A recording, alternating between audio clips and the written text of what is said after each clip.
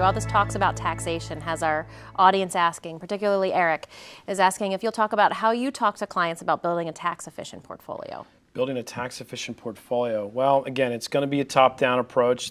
And maybe the audience has heard this before, bottom-up, which is security selection first, performance-based, kind of piecing together something and at some point waking up and saying, how did I get here? That's bottom-up. Top-down is, again, determining your asset allocation through goals, through risk tolerance, through time horizon.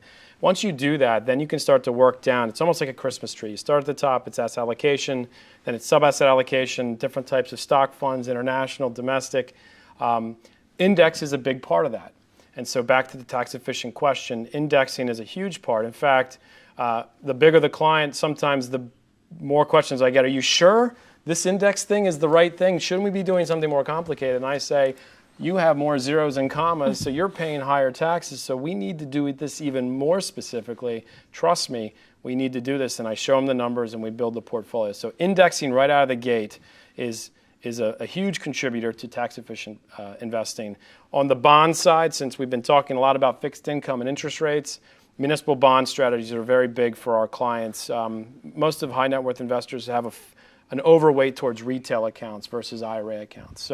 And there's different kinds of strategies you can apply in bond investments depending on where you're doing that, whether it's in an IRA or in a taxable account. So in taxable accounts where most of our clients live, it's municipal bond strategies, and that pays. I mean, when I do the tax equivalent yield for clients and they say, okay, that 2.5% intermediate is all of a sudden 3.5%, that's not too bad. It's not great, but I'll take that. And so what you end up getting then is tax-exempt income that's at least federally tax-exempt and possibly partially, depending on the state.